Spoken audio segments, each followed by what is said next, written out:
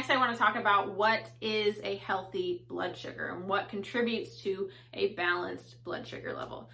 So first of all, whether you have healthy blood sugar levels or not is usually determined by a fasting glucose test. You can check this yourself, little finger prick in the morning with a glucometer, and see what your fasting blood sugar level is. That's a good health check to do for yourself. In general, a good fasting blood sugar is classed at under 100 milligrams per deciliter. Functional medicine, which is directed at optimal function, it has a much tighter range of about 82 to 88.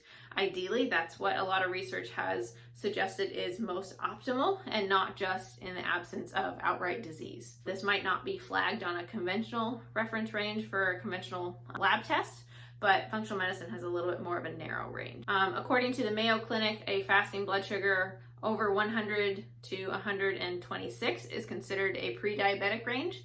Over 126 is considered to be type 2 diabetes. When testing for diabetes, they're also going to look at your hemoglobin A1C, which takes effectively, it's a marker of your average blood sugar level over the last 3 months. So this is going to be an indication of if your blood sugar is chronically high or you just got a high reading that particular morning.